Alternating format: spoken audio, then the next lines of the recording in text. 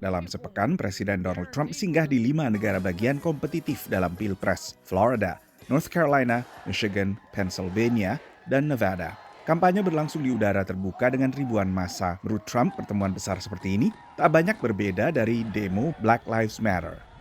If you're willing to riot and stand on top of each other's face and do whatever the hell you want to do, you're allowed to do that because you're considered a peaceful protester. So we decided to call all our rallies peaceful protests. Sementara penantangnya dari Partai Demokrat, Joe Biden, bertemu pendukung dalam pertemuan kecil dengan pembatasan sosial seperti saat kampanye di Pennsylvania. So tell me about Joe.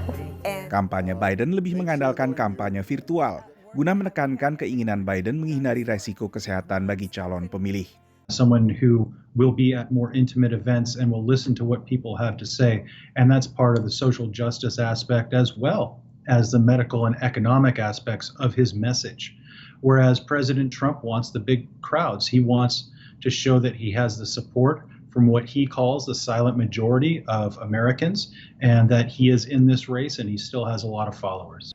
Di Michigan, Biden sempat menyerang Trump yang menurut rekaman yang dikutip buku tulisan wartawan senior, Bob Woodward, meremehkan ancaman virus corona untuk menghindari kepanikan publik. He had the information. He knew how dangerous it was.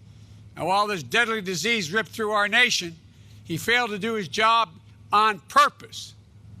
It was a life and death betrayal of the American people. We don't want to have to show panic. We're not going to show panic. And that's exactly what I did. And I was very open, whether it's to Woodward or anybody else. Jajak pendapat menunjukkan calon pemilih menganggap pandemi COVID sebagai isu penting. Dan sebagian besar tak puas dengan respons Trump terhadap virus corona. Ketidakpuasan calon pemilih inilah yang ingin dimanfaatkan kubu Biden untuk merangkul lebih banyak calon pemilih. Biden sementara ini unggul dalam berbagai polling nasional. Tapi selisih dukungan antara dirinya dengan Trump sangat tipis, terutama di negara bagian kompetitif yang dikenal sebagai battleground state atau swing state, karena bisa mengayun ke capres Partai Demokrat pada satu pemilu, lalu mengayun ke capres Partai Republik pada pilpres lainnya.